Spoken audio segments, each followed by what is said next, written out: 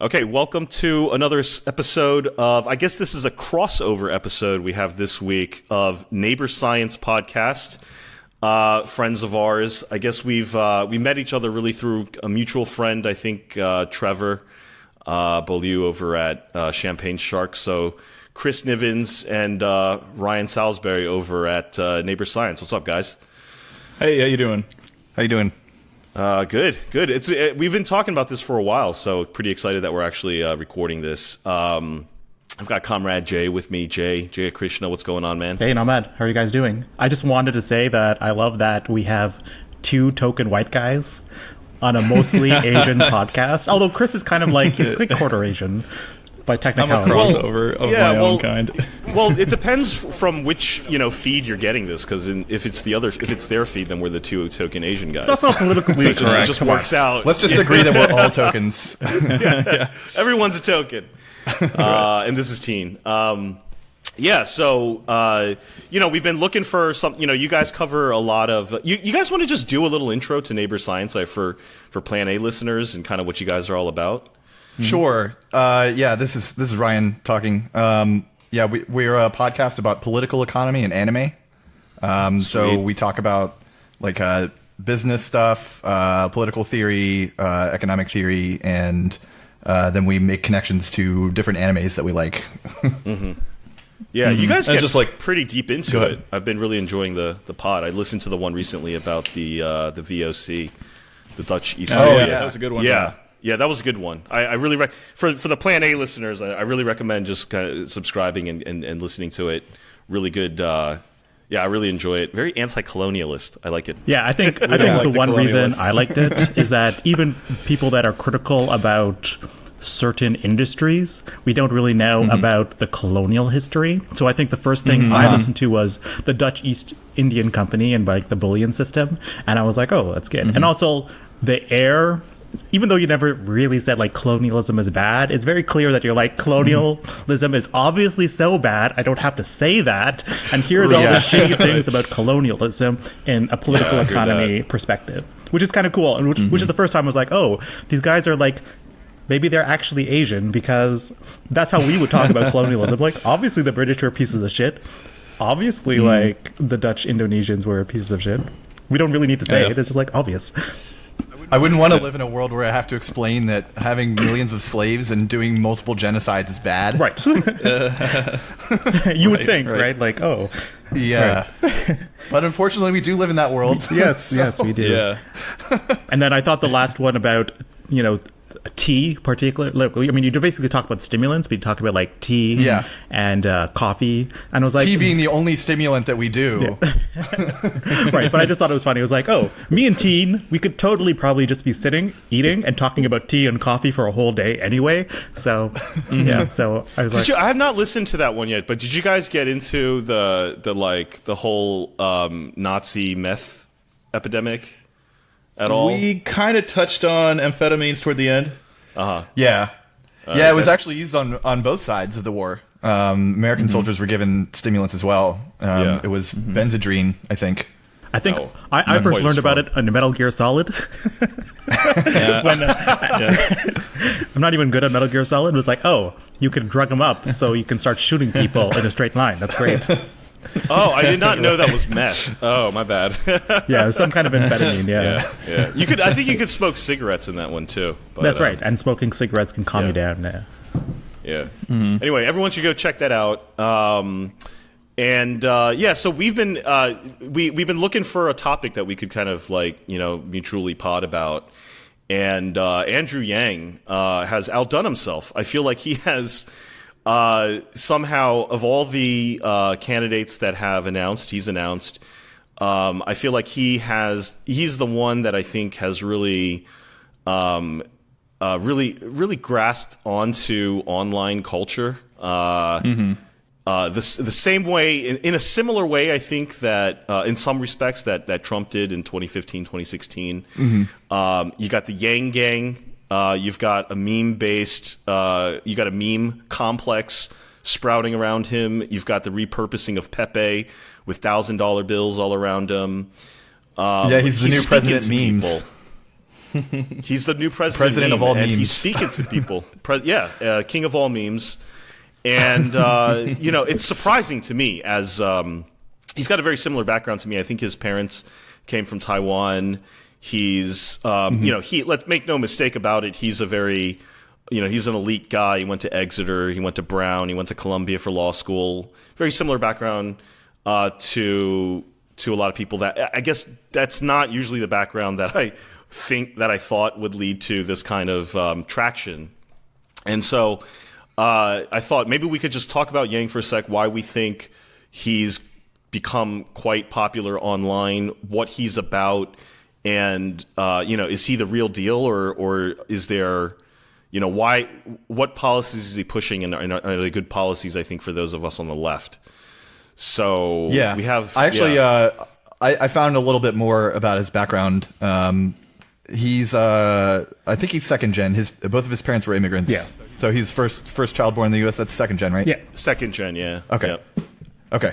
And so they both met while studying at UC Berkeley, and his dad was like some kind of engineer at GE, and and IBM, and his mom was a statistician and then became an artist later.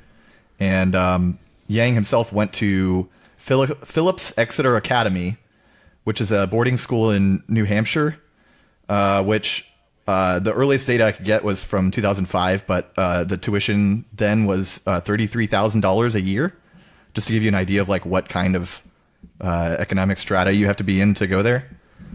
And then for college, he got an econ degree from Brown and a JD from Columbia. Yeah.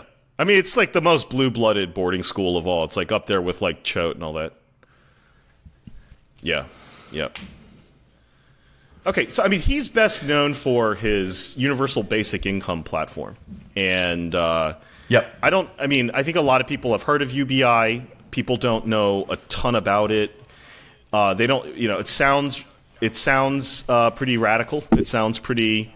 I think that's part of the hook that Andrew Yang brings. Is it sounds like a truly radical type of platform, I think, to people who aren't terribly familiar with UBI.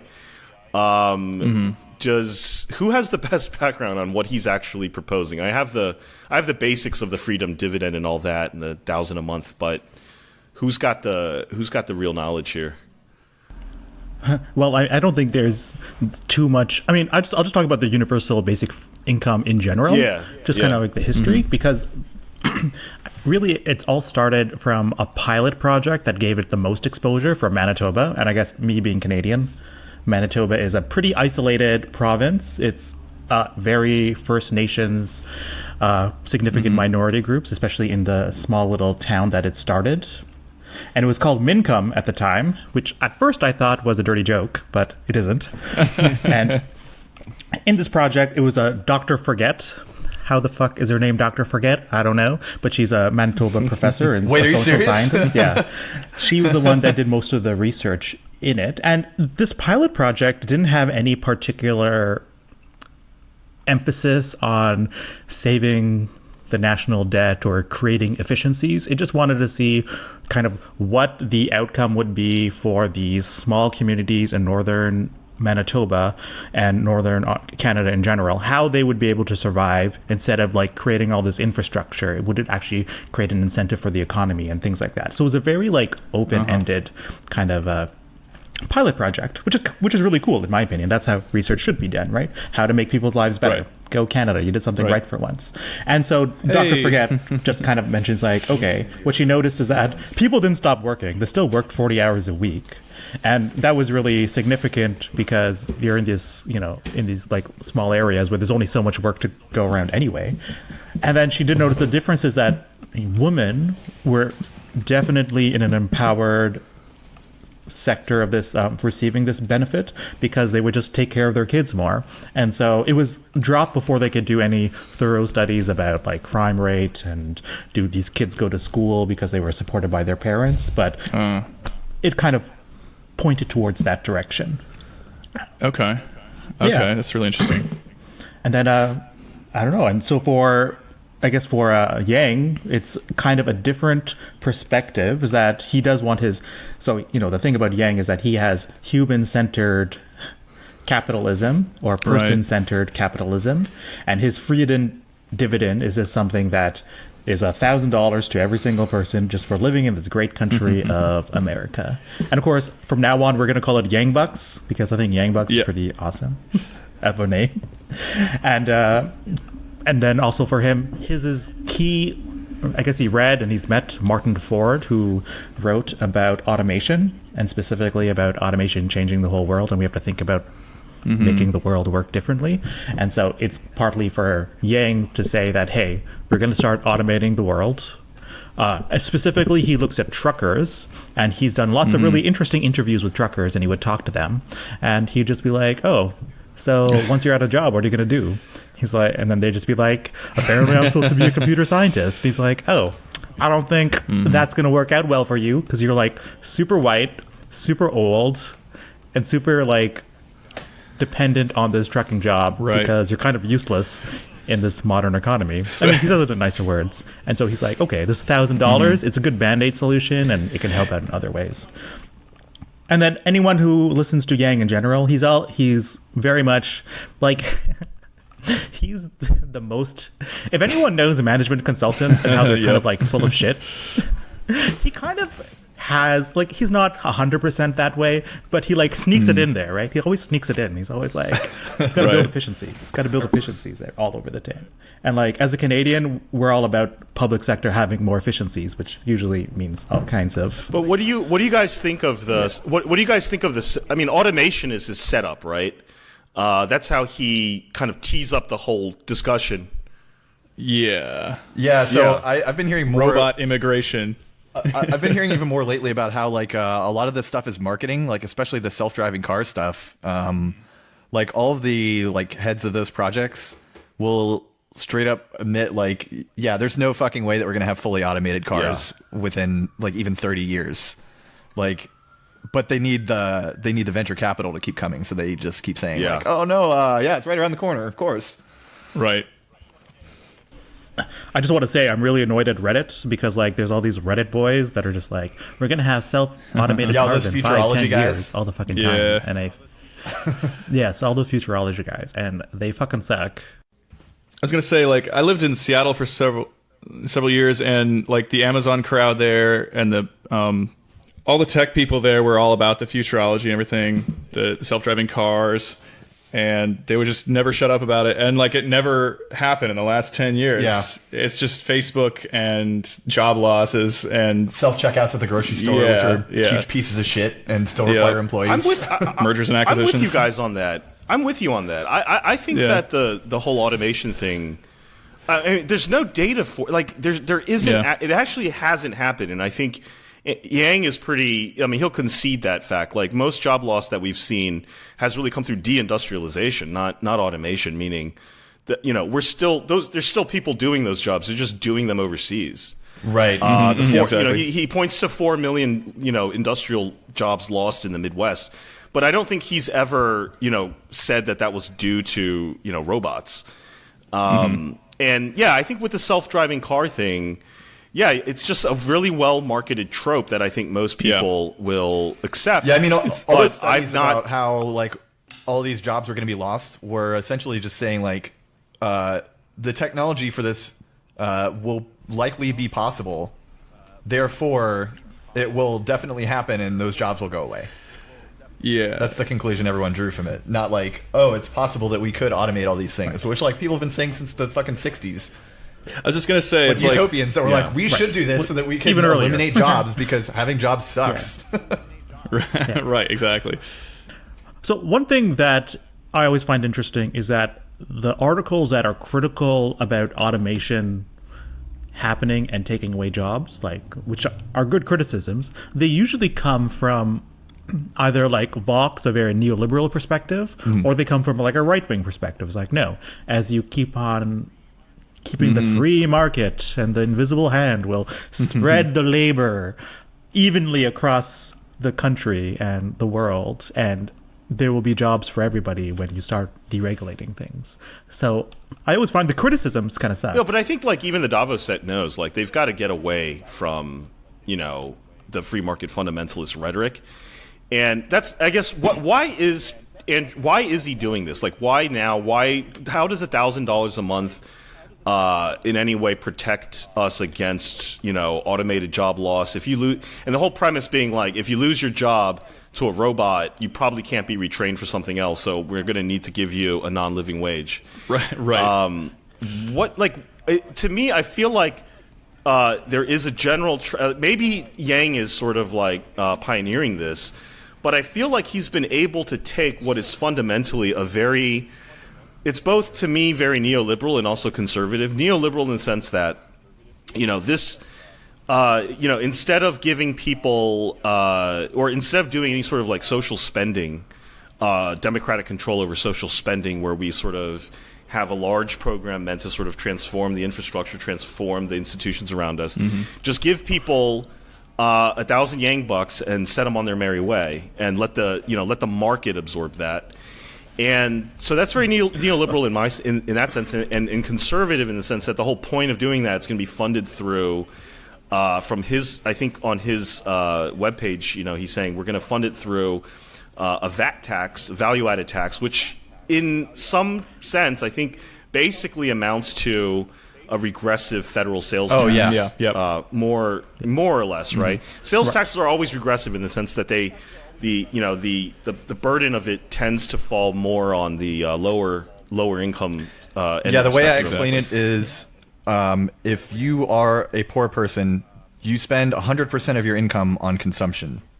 I mean, obviously, rent doesn't have sales tax, so that's not completely accurate. But to contrast, if you're a rich person, most of your money is going towards investments, and those are not taxed with sales tax. So a poor person pays a much higher proportion of their income in sales tax than a rich person does, which is why it's regressive. Yeah. Right. Yeah. And all the indexes that follow, like inflation and whatever consumption, they always really suck. Even, the Canadian government agrees that how we follow consumption in Canada does not really help figure out why people feel like they're getting poorer. And they definitely are getting poorer. It's because they don't really show that lower income people, they spend their money on food and blah, blah, and things just to get through the day. But people in the higher classes, even middle class, because they have this excess money basically to spend on whatever they want, they're feeling a little bit better, except we're kind of slowly crunching. Yeah. So I guess for listeners that don't know Andrew Yang that well, so we just mentioned, he's kind of he's scared about automation. He wants to give Yang bucks $1,000, $12,000 for every American citizen. And so for those that are wondering, well, how is he going to pay for this? Well, he's going to add a value sales tax, which you just mentioned. And I guess as you guys just mentioned, it's a regressive tax. Does he have any other plans on how to fund? Well, that and then the classic, which is it's really and this is I think the core of UBI, since I think it used to be called in America the negative income tax, which was a very serious proposal back, I think, in the early 80s. A slightly different one, because UBI, basically everyone gets the same amount, but a negative income tax would be people who make below a certain amount get, the income, and it's sort of scaled so that, it works like an income tax, but in reverse, you would get money from the government instead of paying it. You can actually take your tax credit and get it paid out to you, right? And but the idea back then really was that we would fund a negative income tax through, efficiencies in the government, meaning we would do away with a lot of the federal welfare programs and direct social spending, and just make the government cut a check. Yeah, because I think a lot of them were proposed in the 60s and 70s, and they were mainly proposed by right-wing libertarian type guys. Right. Yeah. Yes. Milton Friedman is probably the biggest name out of for sure, and he's Chicago School of Thought. I mean, everyone knows where he stands on welfare. Yes. He thinks we should throw it out of a helicopter. Helicopter money, yeah, I think that's the idea, yeah. Yeah. But do any of you actually have any positive, is there a positive side to UBI that you do support? Oh, I think UBI is a great idea. I just think that it needs to be an amount of money that people can actually live on without having a job, which is supposed to be the entire point. And that also we shouldn't give it to Jeff Bezos because he has plenty of money. Yeah. I think there's most likely when a UBI gets enrolled in most Western countries, people that are stupid rich are not really going to be getting that money per se. But then the way the taxes work, that their kids and other people in these high income households are those, and like, I don't know, if anyone knows rich people, there's certain rich people there that they make like $20,000 on paper, but they got like $10 million in assets. All of these people are going to get those $12,000 for sure, because nobody really knows what the fuck is going on with their state of financial affairs, except for their accountant and their lawyer. Yeah. So I have some positive things to say about UBI, and like for anyone who knows, I don't know anything about this world outside of healthcare, but one thing, and this kind of goes to the neighborhood science about how money doesn't really mean anything. I mean, for me, money, you buy it because things cost money, and I think for most of Planet A, that's what they see. But as I've been like growing, like figuring shit out, money is more about social relationships. So I'm coming from like a social scientist view, and it's profoundly impactful. So one of my areas of research is the social determinants of health, and one tool we use is called the Gini coefficient, and that basically just measures like how equal societies are. And lo and behold, the more equal the society is, the more healthy it is. Oh wow, that's such a crazy thing to say. Like, who would have thought?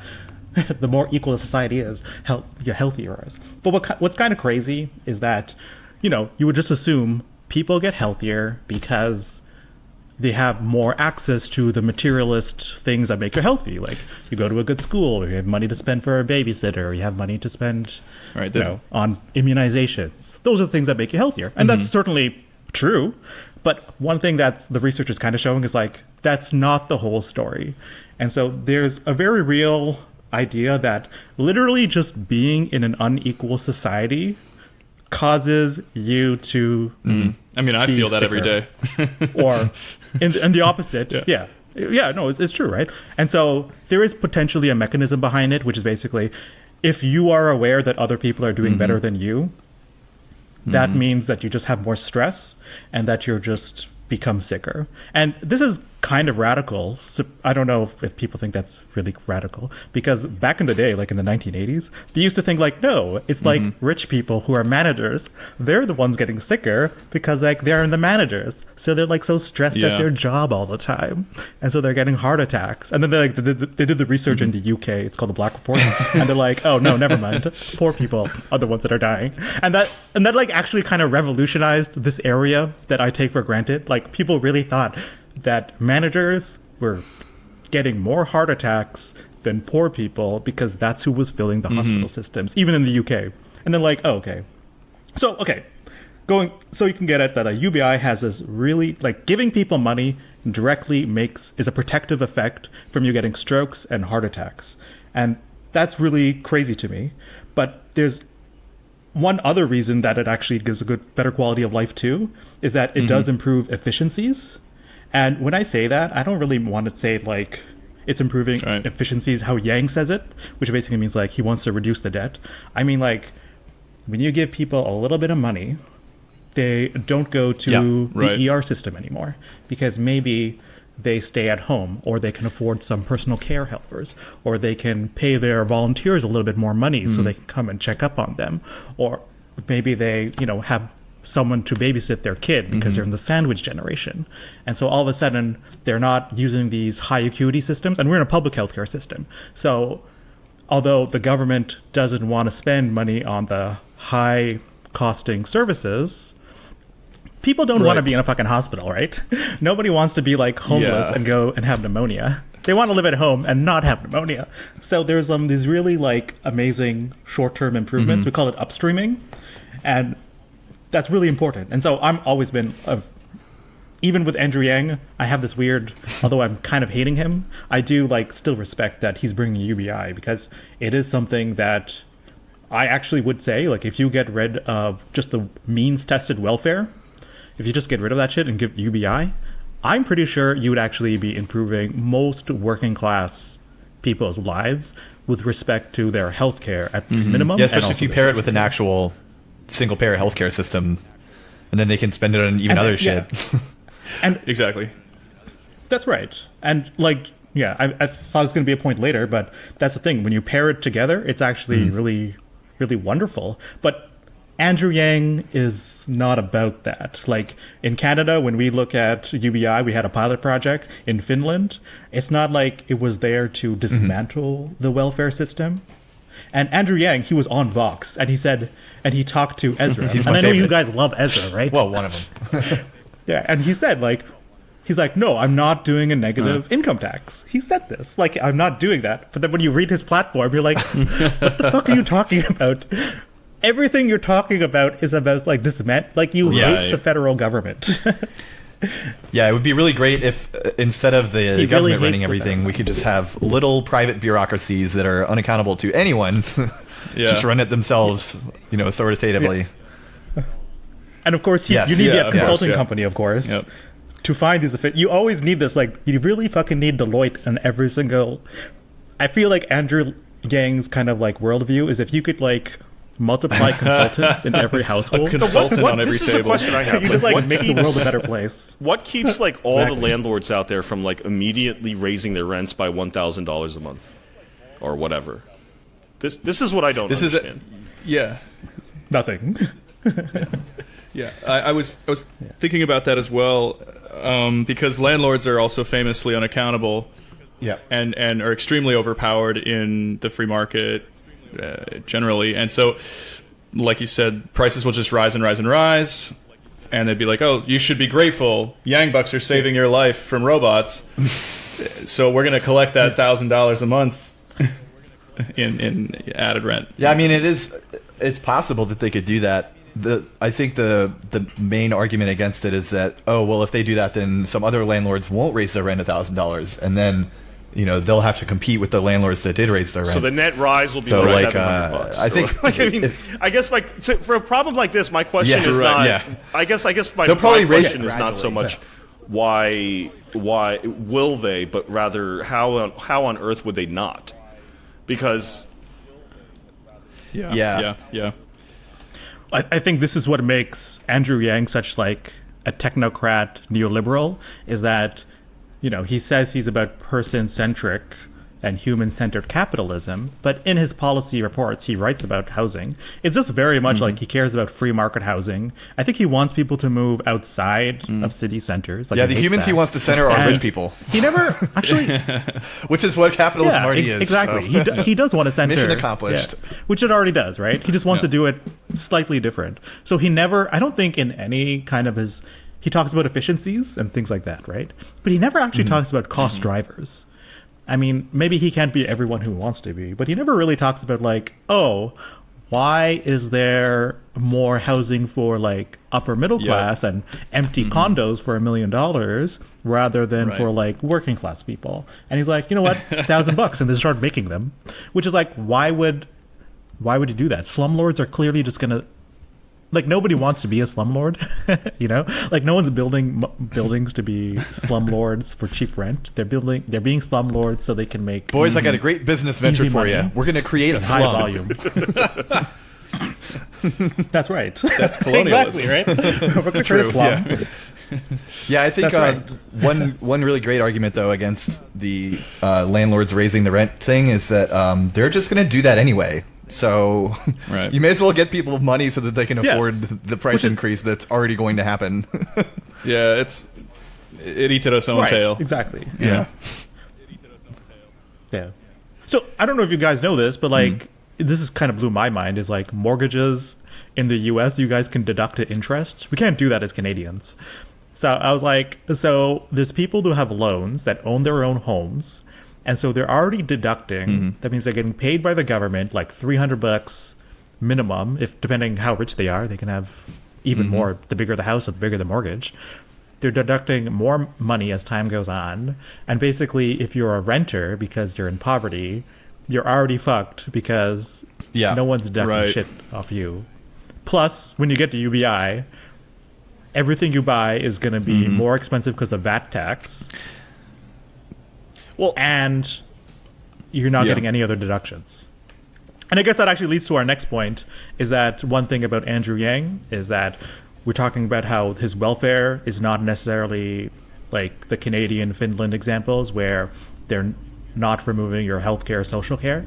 Andrew Yang has very specifically said your other benefits are at risk of being lost. I think, isn't that if you're getting Yang bucks? Mm-hmm. You have to give it up to get the Yang bucks. So if you're on some kind of welfare, then you have to opt out of it in order to get the basic income payment. That's the essence of UBI to me, right? Is like, the thing is, if you do UBI, you're basically just taking money and atomizing it and just giving it to individuals, and then it's up to them. They take that into the quote free market, and they're gonna get price gouged. I mean, there's no power to atomized money. It's like that's just spending money, and that's going up against capital. Whereas if we have like like let's say we do single payer healthcare, I mean the amount of pricing power that a single payer has in the market is enormous. So I would expect actually like prices for drugs are going to be starting like and doctors' fees and stuff like that is going to be. I mean, and this is why I think people hate the idea of single payers, because you're going to have a lot of pricing power on the side of the buyer. And, you can dictate prices and you're like, look, this is what I'm going to pay you. And no one else can pay you, so this is what you're going to get. I think that's what really scares people. Whereas if you give people $1,000 and just go on your merry way, you're at the mercy of the market. The market can react immediately and start raising prices on you. Or even if they don't raise prices, that's just like a giant spending stimulus package. And it's just going to pass through the people and go immediately into the market. Whether that's good or not is, I guess a question of politics. But to me, it just doesn't challenge any of the structural problems of the market, because you don't aggregate this money in any way. There's no aggregate power to it. Yeah. Exactly. Yeah. Go ahead. Yeah. Okay. So I had some thoughts on how this it's essentially like an ongoing stimulus package. But for everybody. And I thought about how within the free market framework, everything is defined by expectations, and as we talk about, like it's, capitalism's claims on future income and things. And so expectations respond to that and vice versa. And if you're capital or capitalist, you have the power to call the shots and define them. And if you're a consumer without much capital, let alone none at all, then you're at the mercy of those decisions, which is based on the expectations. So UBI in this case strikes me as throwing chum in the water, and there are sharks, and there are little toddlers with little swim fins. Yeah, basically, yeah. And, and yay means, It's like, what do you do in that situation? I mean, I think to some extent, I mean, this does sound... to be super pessimistic about it, which I am. Even though, look, I should make it clear. I mean, as an Asian American, I really appreciate the fact that there's a guy who looks like me with my background who's out there being bold in politics. Like I totally. On the identity side of this, I can. It is nice for me to see someone like me out there doing this, but I think that there's. You got to look at what they're actually proposing, and I think to some extent, and maybe we should switch gears for a sec here. I feel like he actually falls into a pattern that I'm seeing on the Democratic side coming up for 2020, where you've got Kamala. Like it reminds me of like Kamala Harris, Beto, and Buttigieg.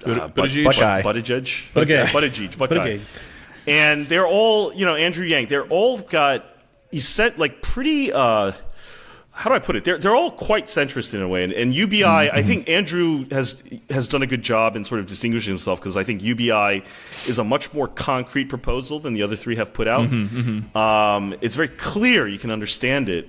But I think ultimately all four of them are putting out pretty centrist establishment, pro-market, pro-capital agendas at a time where I think especially on the left, the electorate's kind of moving harder left, and capitalism is being challenged fundamentally. Yeah. And I think that they're sort of pushing a defense of capitalism, and there is to me a little bit of a of a new generation. This is a new Pepsi generation. There's like everyone's got a little bit of an identity, non-cis het straight white male identity. Mm-hmm. Even Beto, who's a cis het white straight male, has got a Spanish surname, right? And he likes to stand on shit. You know, he speaks Spanish. Buttigieg is gay. Kamala Harris is mixed race. Andrew is Asian American. Mm-hmm. I don't know. Do you feel that a little bit on the Democratic side? I'm starting to get a little sense of that. I don't know. Yeah. I mean, even Joe Biden is a minor attracted person, so he's a special kind of identity as well. Ouch. Yeah, I think they're seeing. I mean, it's been very obvious in the last 2 years that everyone, especially young people, are ready for some major change. Yep. And universal basic income is definitely like on probably the most radical change that you can make while keeping everything like fundamentally the same. Yeah. And that's why. Yeah. Yeah, I think that's why someone like Yang is proposing it. But like even like Fight for 15, if we were to implement a $15 minimum wage, that would be almost the same benefit as $1,000 UBI to like most people. Like if you make a normal retail wage of like $11 an hour, which like a ton of my friends make $11 an hour currently, and if you work full time doing that, like the pre-tax income that you'd gain from a $15 an hour minimum wage is like $800 a month.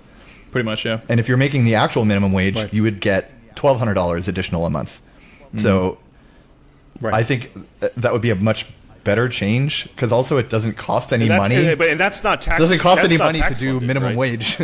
You make businesses pay for it because they're the ones that have been benefiting from low wages this whole time. All the labor, for sure. I mean, one thing that kind of makes why Andrew Yang and most UBI technocrats ask backwards is that ultimately they want to give everybody money to buy their stupid shit. Yes. That's what I usually find. Like, I mean, I'm pro UBI, but whenever I hear about it, it's like we're giving people money so they can buy stupid so that our ads work on them to increase the innovative. Yeah, right. That doesn't even necessarily add any benefit to anybody, and then that will make society better. P.S. Robots are coming. It seems a little disingenuous to me. I mean, like, of all like the big large scale mega problems that are like descending upon humanity, automation to me seems to be like maybe kind of a little bit farther down the list. Yeah. I don't see that. I don't think it's a like big the problem that's like descending on humanity, because like first of all, it could easily be used to like better humanity. You can't say the same thing about like climate change. Like, oh, we're gonna use climate change for good. No, we could totally do that with automation. So like the thing that you would do would be to gradually eliminate the class system that makes it so automation is bad. Yeah. But they obviously don't want to do that. So everyone's just proposing basic income so that you can not have a job anymore, but still like buy all the stuff the robots make, I guess. But I also don't think it's like really going to happen like anytime soon. I think we're way far away from full automation, like really affecting a lot of jobs. Yeah. And I used to be one of those people that was like, we need a basic income as soon as possible because the robots are coming. Like I said, I was like a futurology guy, and I was like totally one of the like alarmist, like automation is going to destroy the economy type thing. Right.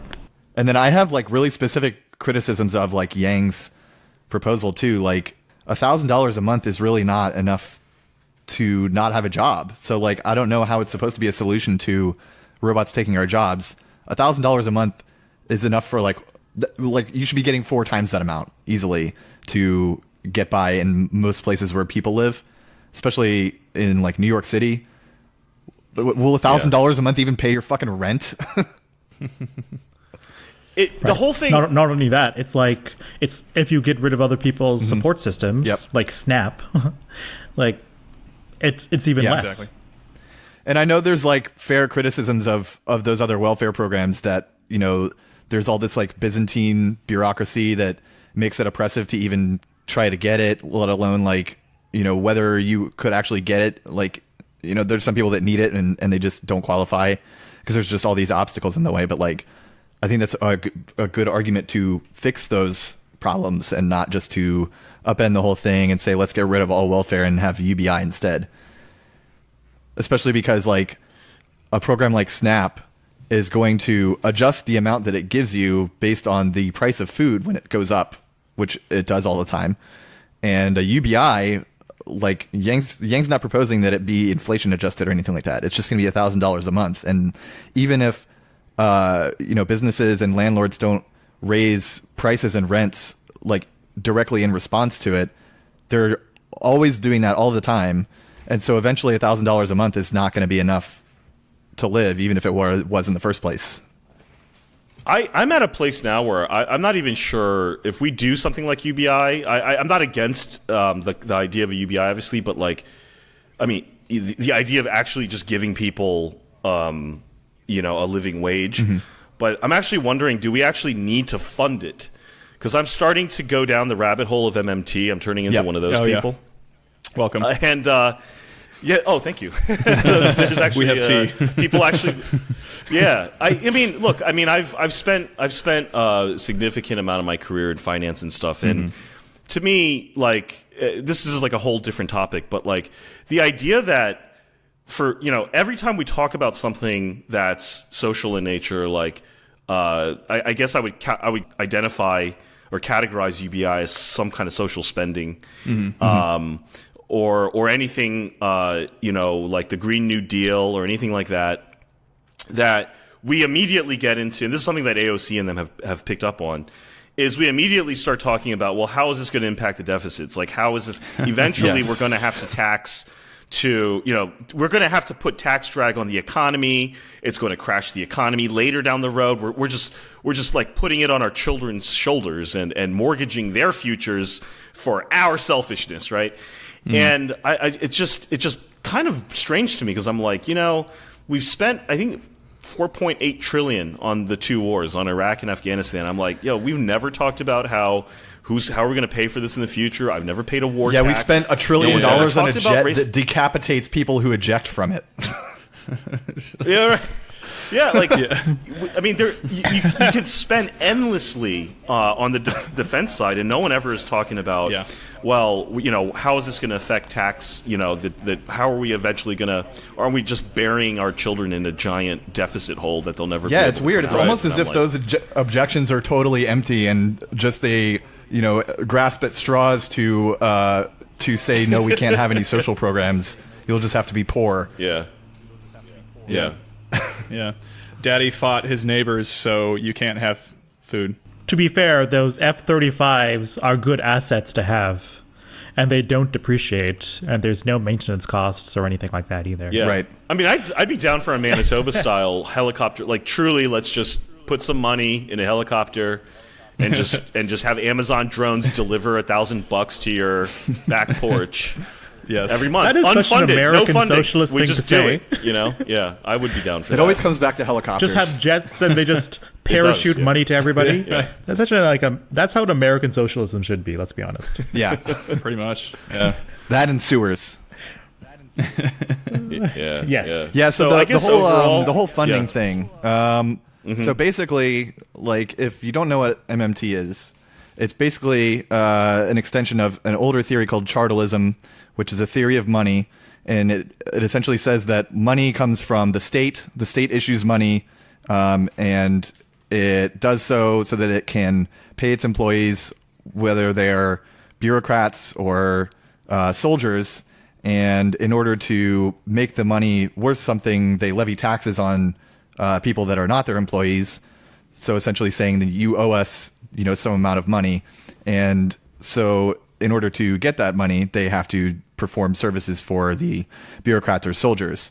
And MMT kind of takes that into the 21st century and merges it with modern finance and the existence of central banks, which came about, what was it, 18th century? A while ago. Who cares? And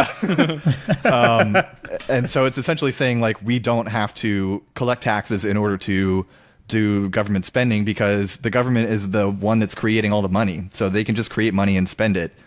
And it doesn't matter if they spend more than they collect because you kind of have to do that in order to have an economy because the money that's not collected back is what's currently circulating. And so it kind of has a built-in rejection of the whole how are we going to pay for it thing, which is it doesn't matter how you pay for it because the government can just print money. So money is just a fiction. It's just a thing that we use to get people to do stuff. So like we should just do that. And then of course once you get past that point of how do we pay for it, the next argument is, well, okay, sure, but if we print a bunch of money, it's going to cause inflation. And that's where I start to disagree with MMT, because they say that public spending is not inflationary, but only up to the point where you have full employment. But I don't think that's true. I don't think there's really any evidence to support that. Inflation can coincide with increases in money supply, but it also doesn't sometimes. In fact, it usually doesn't. Usually inflation just happens all the time. And like there's I could get like way into it. I mean, and he will be kind of getting if off you don't track. stop him. Yeah, but but I mean, basically, like inflation is when prices increase, and the people that are in control of prices are businesses. So, like, why would the government issuing money cause inflation when it's the businesses that are doing it? Right. I think it's more likely is as inflation happens, the government has to issue more money so that we can pay for the inflated prices. I don't think it happens the other way around. I think it's business's fault that inflation happens because they're the ones that are doing it. Mm-hmm. Yeah, but and also I think something like something like MMT used to finance a mega program like the Green New Deal is fundamentally different than UBI in the sense that UBI we're really talking about people paying their rent, paying their childcare provider, buying groceries, stuff like that. Whereas Green New Deal is like, we're going to start rebuilding everything. We're going to start rebuilding everything, and we're gonna, it's like we're gonna start buying solar panels, and we're gonna start funding, building more nuclear reactors and stuff like that. Like it's not about buying groceries, right? And the idea being, I think it's more the idea of like an MMT or like I don't want to say unfunded, but like a deficit financed stimulus or broad-based social infrastructure spending program, things like this. To me, it's like I think of it like I want there to be a candidate who's like taking something like the Green New Deal, but not calling it that, because I freaking hate that name. I don't know why everything has to reference something from the past. Yeah. But I don't know when the last time you all like traveled to China was, but when I go there, I went there late last year. I was like, we need to gut renovate America. This is ridiculous. Yeah. I'm like, this is China. China is still a poor country. Yeah. And I don't know how they have all this fantastic shit. Yeah. Like, government works better. The infrastructure's gleaming. People are out there picking up trash. It's people. It's. I'm like, dude, we need to renovate our country. I wish that there would be a candidate who came out and was just like, let's gut renovate America. Yeah. Yeah, yeah. And I would question, too, if that's all going so well for them, are they really a poor country? Yeah. And if things are going poorly for us, are we really that wealthy? Yeah, I think that's a good question. Yeah. According to the GDP, yes. Right, good old... or whatever. Yeah. Because I know you guys love GDP as a measurement of everything. One of my favorite things. I mean, I do wish that... Along with Ezra Klein and Noah Smith and Matt Brunig. Yeah. I think China's interesting because it does help you visualize, like, kind of what we could maybe accomplish if we were just willing to spend more. And I think it does come down to spending. And we're just so damn cheap when it comes to allowing the public sector to get anything done. And then the private sector, all they do is just give us more consumer choice. They, provide us with more granite countertops and more condos and stuff like this, but nothing of the public realm. Nothing, Yeah, we're too Protestant here. Everyone has to work for everything. Yeah. I think for China as well, because so much of the industry is government controlled, even ones that are getting privatized, they sometimes don't even become more than 50% privatized. And I think there's a lot of value in that kind of real partnership rather than this fake partnership that we have of the public sector and the public and private here, where it's usually just like, we're going to give you low interest rates and you can do whatever the fuck you want. And if the banks crash, we'll bail you out. Yeah. Yep. Whatever kind of fucking partnership that is. If there is, I would say if there is, I'm just speculating here, but if there is a cultural difference that is causing this extreme difference between the way China approaches spending and the way the U.S. does, I'm speculating here, so I could be totally wrong, but I just don't think cash means as much as it does to Americans as it does in China. Like, people are fearful of cash over there. The second they have cash, they want to buy something real with it. Like, there, I think people still think much more in terms of real assets, like real physical, tangible wealth. And you don't see a lot of imagery around cash, and even there's like a famous movie that I'll link it in the show notes. But there's a movie about like this guy. It's kind of like a Brewster's Millions kind of tale, where he needs to spend like $6 billion or something insane, and he can't. Like, he just can't get rid of the cash. Every time he does like a shitty investment, it pays off. And it's like this weird thing, like this panic of like, I'm having too much cash, and they don't have any faith in cash, and they. There's just not this celebration of money, the money commodity, as there is for actual commodities. Whereas I think in the U.S., we still have a very like cash is king. Like, when we see green, we get excited. We really like money. Yeah, I mean, my first idea for spending $6 billion was fill a pool with it and swim in it. That's obviously the best thing to do with money. McDuck. Or buy a bunch of gold coins and swim in that instead. Very Scrooge McDuck.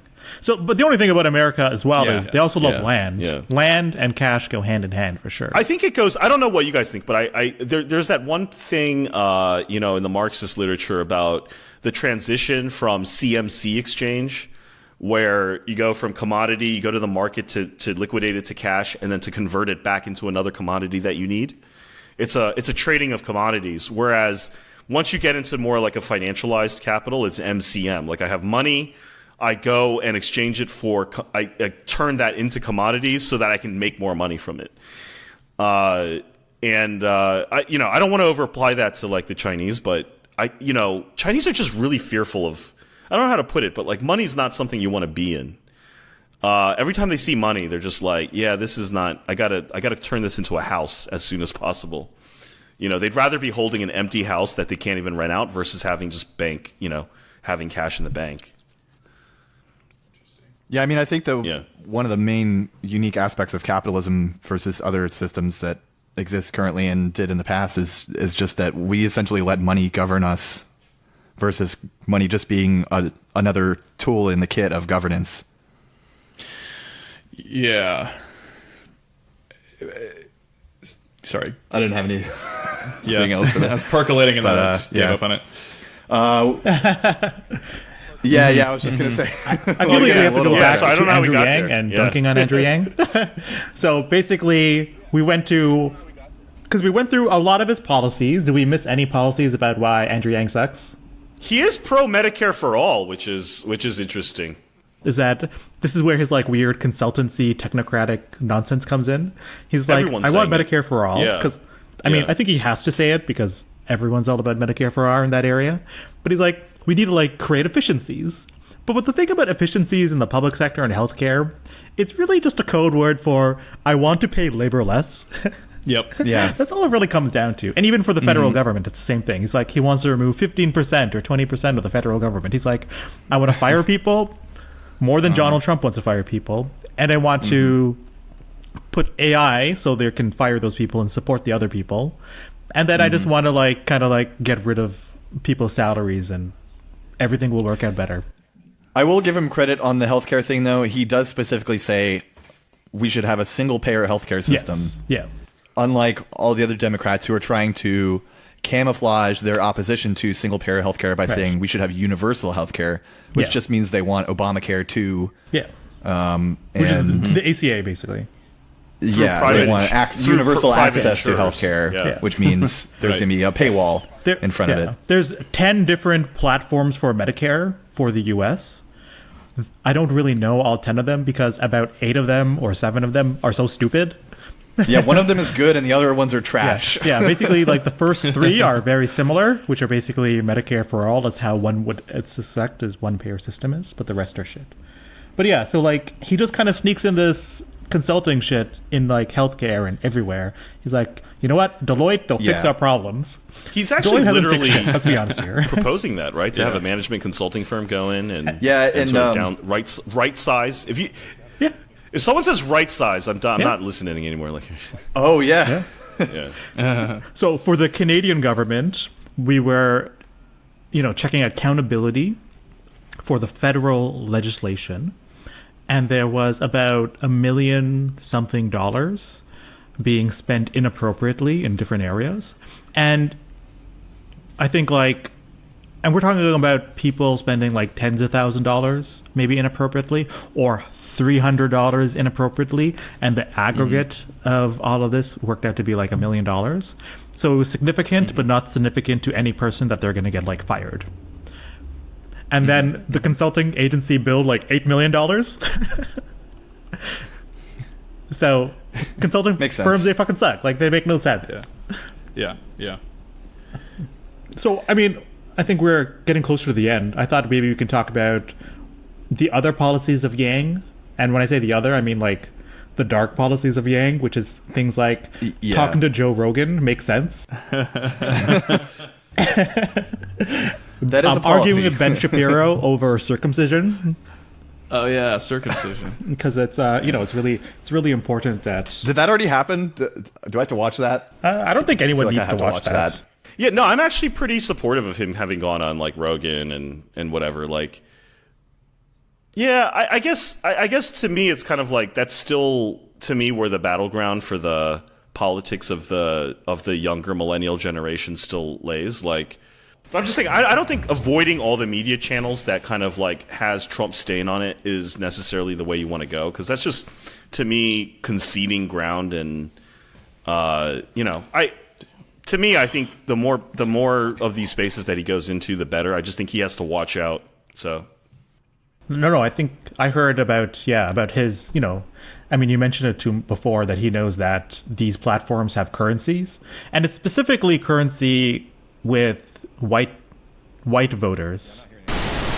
So where were we?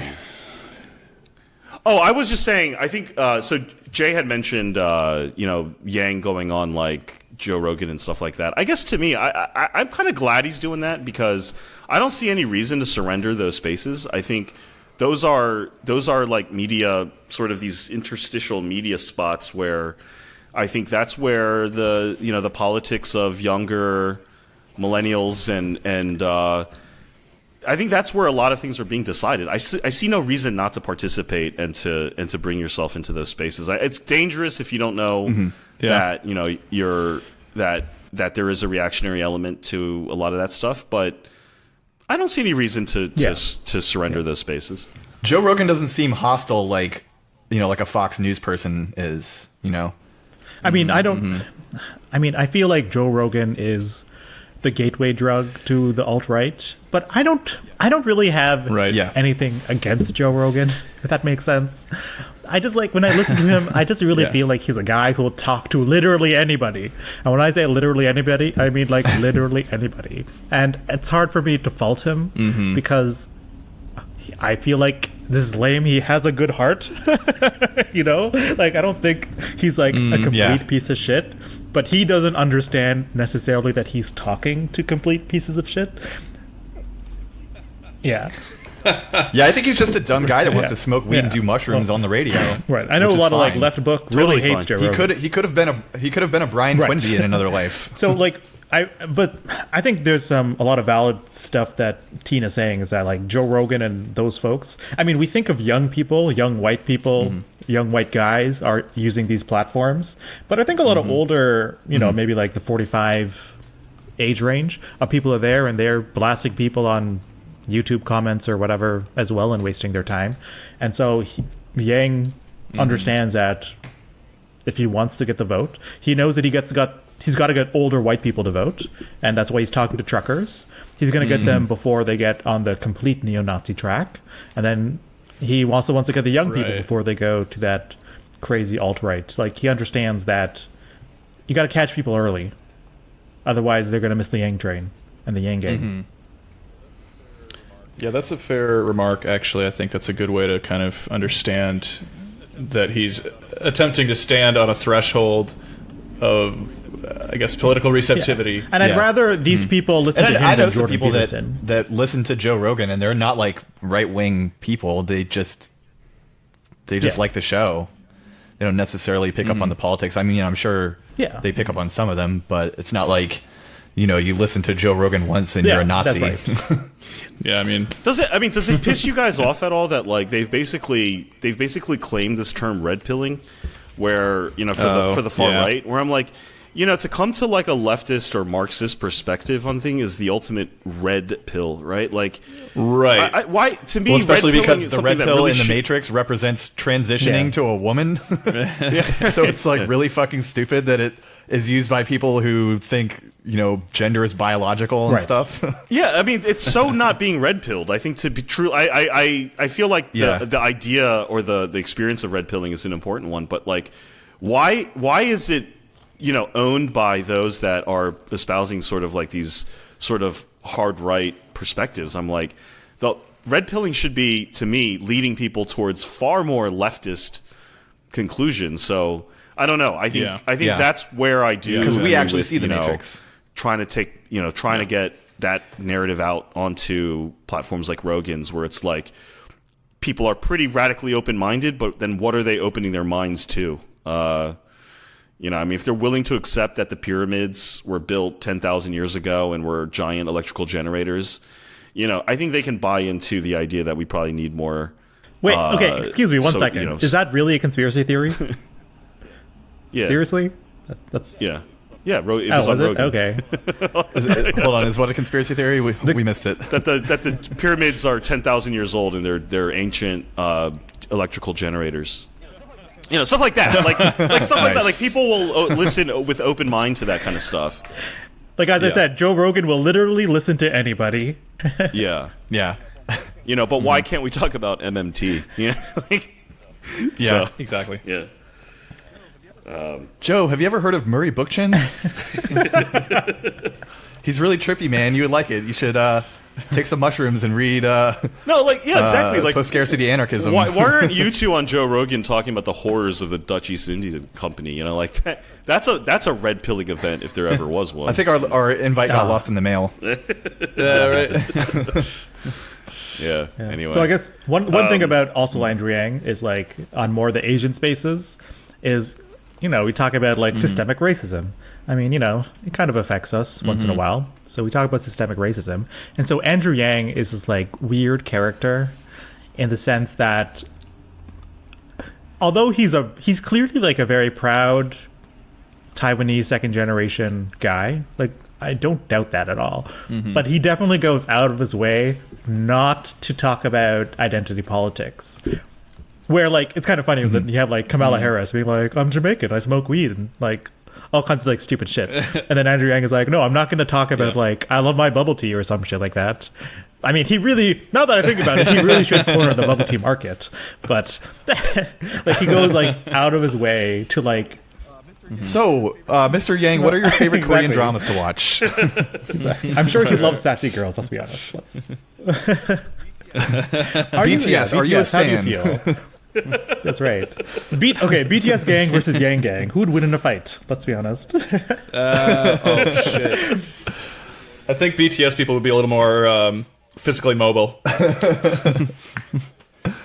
Yeah, I think that they'd be physically mobile. Yes. And there'll be a lot of biting on their part too. Scratch your eyes out.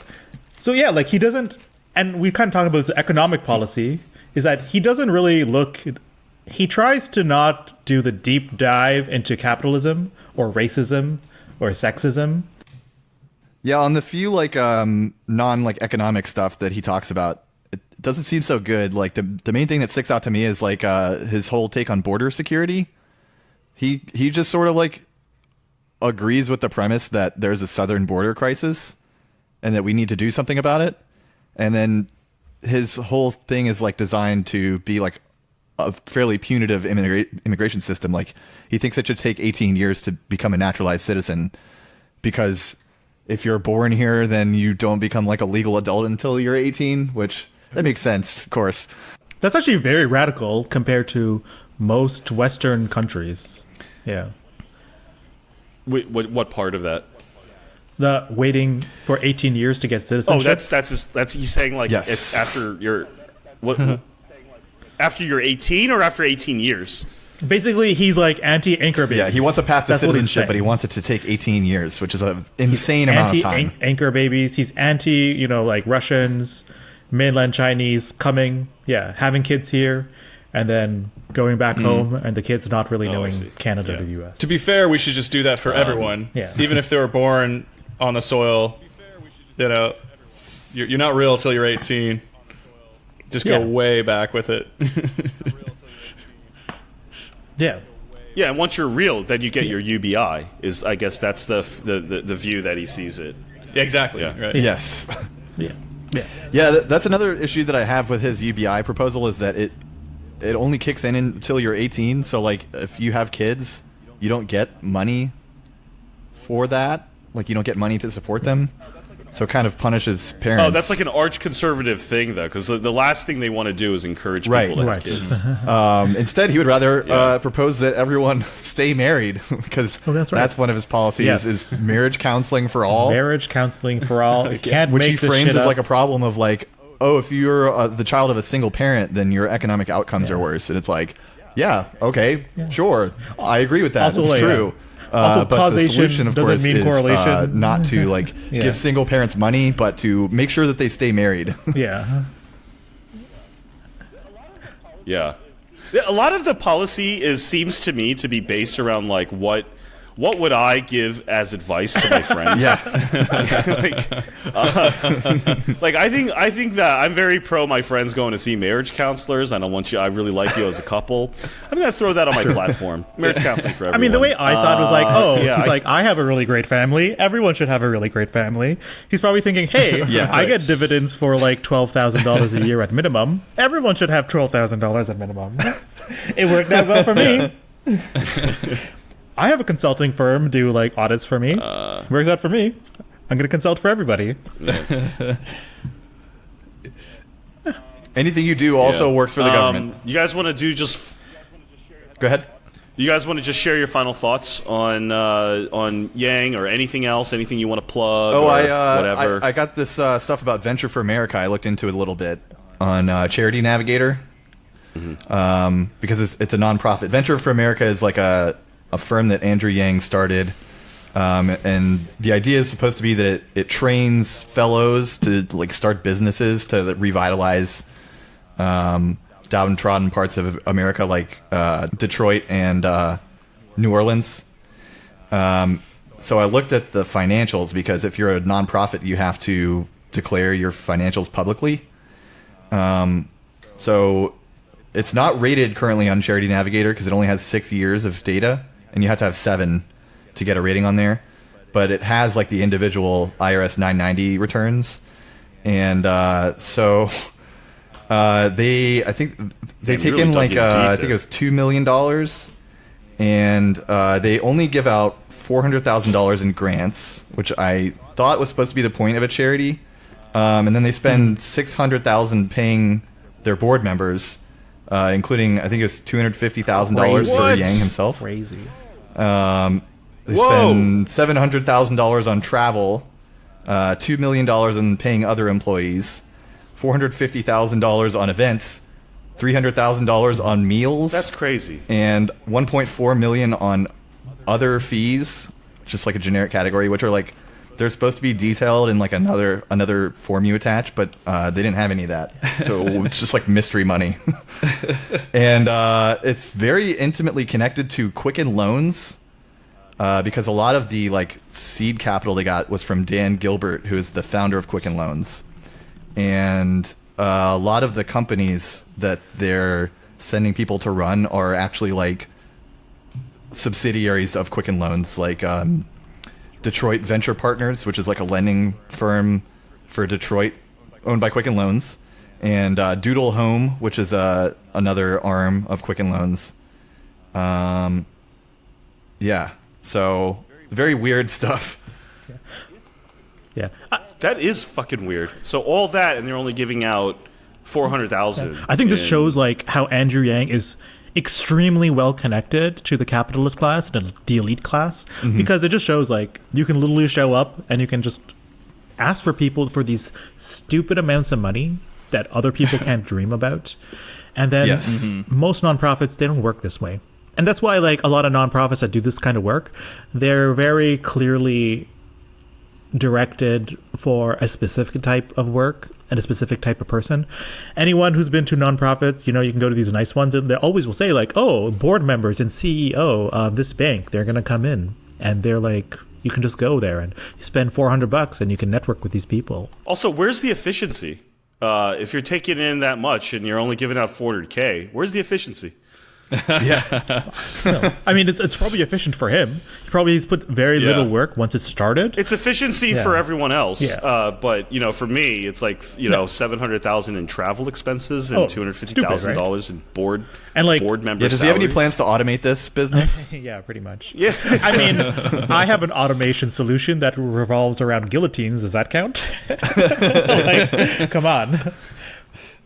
Chris, you got any conclusory thoughts on Yang? Yeah, I agree with you that it's really important to get more Asian Americans visible in politics, whether it's electoral or other kinds of organizing or anything. So, like, I got to recognize that that's important in respect to what he's doing, what he's trying, the fact that he's getting traction with anybody at all. And so that's really cool. I kind of put in the notes, like, from an electoral point of view, it'd be great to see an Asian American presidency, as long as it's not an Elaine Chao, Mitch McConnell's wife. Yeah. Yes. Are you saying you don't want Bobby Jindal as president? God damn it. Right. Maybe Dinesh D'Souza as vice president? Oh my God. Yeah, right. Yeah, social democracy with D'Souza characteristics. Nightmare. And then also just the question of what I'm calling here in my notes, the like long tail of oppression, which is like all the people who inhabit jobs that kind of comprise the capitalist coordinating class and enforcement class, like landlords, certain kind of financial works, cops, etc., who will also be getting these kinds of cash infusions under like a universal basic income plan. And I never thought about cops getting it. God, terrible. Yeah. I did want to real quick just say what I think we should do as basic income, because it's easy to criticize things, but let's be brave and actually like say what we should do. So if I were to design a basic income policy, it would be it starts at $4,000 a month, because that's enough for almost everyone in the country to live. It should get an annual or biannual cost of living adjustment, so that once inflation happens, the amount that you get changes. It shouldn't be funded by anything, because that doesn't make any sense. But there should be a wealth tax that comes with it, because I hate rich people and I think they should have less money. And it should be for all U.S. residents, not just citizens. And you should get it if you did not submit an income, like a tax return that declares over like the top quartile of income, like $150,000 or whatever. If you make that much money, you don't need it. And if you lose your job making that amount of money, you're not in so much danger that you're going to need basic income like immediately. You're probably going to have a lot in savings and you'll be fine. So that's my idea for it. I mean, I'm going to jump on there too. I mean, 4,000 sounds great. Obviously, for me, even $1,000 is fine, because $1,000 will greatly impact a lot of the people that I've worked with or people that I know significantly. But that $1,000 has to be real.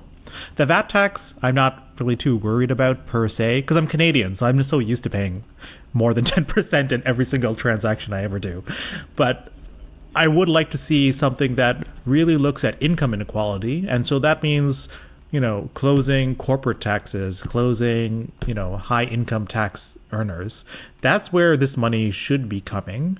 And they should be okay with it too, especially those that are like filthy rich, the 1%ers, because they're probably going to be getting this tax back through other ways anyway. And that's me coming from more of a social democratic area. And then the other part is that just because something UBI is there, it doesn't mean the other areas of governance needs to be dismantled.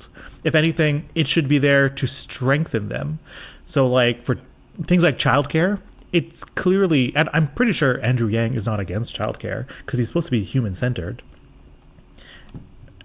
UBI would really help things like with childcare. If you don't have publicly supported childcare in a rural area, UBI is a wonderful way to get your neighbors to help you out, and you can actually pay them, things like that. So I see a lot of value to UBI, and I'm really happy that it's kind of not just spoken about on Leftbook or Twitter. People are actually having a real conversation about it, because I don't really see a revolution coming anytime soon. So I do, and I'm also only in public policy. It's where my forte is, and I do think these will help people. But I don't think necessarily Andrew Yang is the one that should be spearheading it if it does come to fruition. I think his heart's in the right place. He's just a very privileged person. Yeah, that's for sure. Yeah. And I think the thing with privileged people is that they tend to operate within the boundaries of what's sort of acceptable and possible. They talk about what's possible, right? That's their constant thing. They have a sense of what's politically possible because they're at the social level of the gatekeepers. I think for me, the thing about Andrew Yang, it's not so much his specific policies that I care about, because one, I don't think they're going to be implemented anytime soon. I think it gives us a glimpse about what we're looking at in the future, and UBI has, I think there is a sort of radical element to it, though it's not a radical proposal. I think it suggests that people are open to fairly radical platforms. And the thing I do like about Andrew Yang is that, and he spoke really eloquently about anti-Asian sentiment as being like perhaps the next phenomenon that's going to happen after Islamophobia. And he's saying that xenophobic sentiment is always something that is stoked when there's job loss and when there's insecurity, economic insecurity in the country. And I think he's done this admirable job of offering a narrative that says, don't blame immigrants and, don't blame Jews and Mexicans and stuff. But, realize that there's a lot of structural things like automation that's your real enemy here.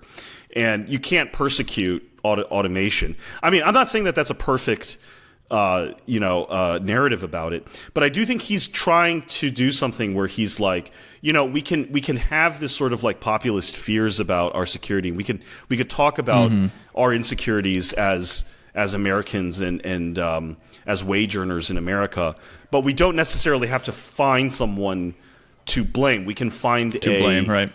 We can find a thing, like we can find a development, something about technology or something about whatever. I think he's trying it. I hope there's promise in that. So that's kind of where I'm at with Yang. He's a version 1.0 of something I'd like to see continue to develop along those lines. Absolutely, and I think you're right that he's helping to frame things in a healthier way. He's saying there's a problem and that we can fix it. Yeah. Which is good. Yeah. I like that. That's exactly. It's good. Yeah. I like that. The only part that I find problematic when he does this is that he sometimes, like, I think he's literally said, I don't think he said it in the Breakfast Club, but he's literally has said that racism is really just a symptom of economic downturn. Hoo boy. Like, that's why he historically inaccurate. He's talking to these older truckers, right? And he'd be like, these older truckers, they're really nice guys, and Yeah, you know how rich people aren't racist at all? Exactly. Racism is inverse to your income, right? Isn't that how it works? Yeah. That's why Africa was such a great place. Like you said, I used to be racist, 1.0. and then I got a new job, and now I'm not anymore. Exactly. Yeah.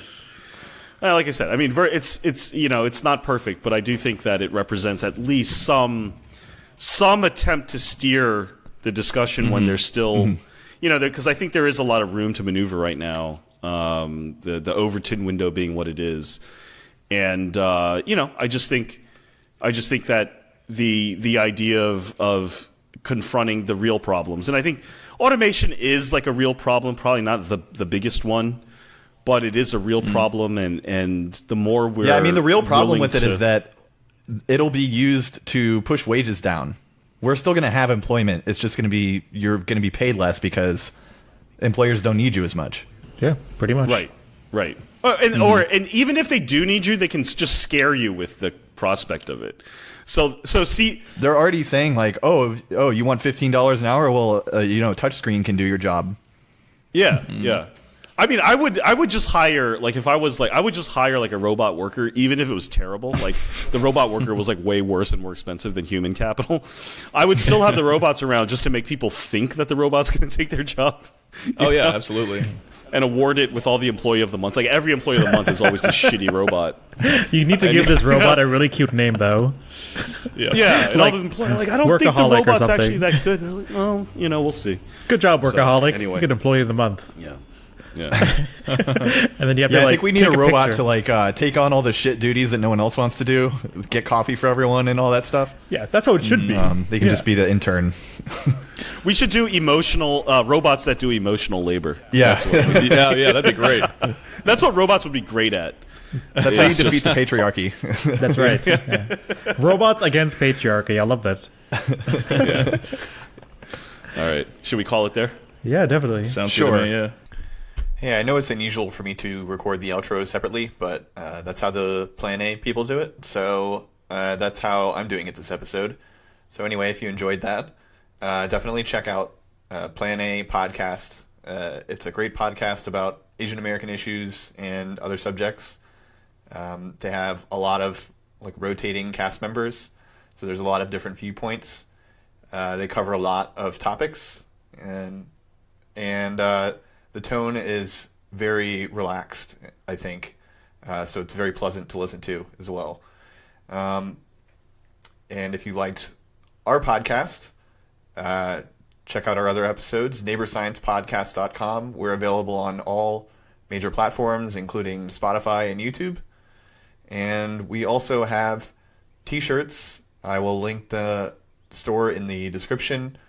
Keep in mind that the Valley of the Wind Authority design is going to change slightly, so you might want to hold off on ordering that one. But the Mob Psycho 100 design, I'm very happy with. I ordered a test print of it, and it turns out great. Looks very good. Lots of people were asking me about it. Well, I was asking them if they liked it, and then they said they really liked it. So they could have been being nice, but I think they were being honest. So anyway, check those out, and we'll be back next week.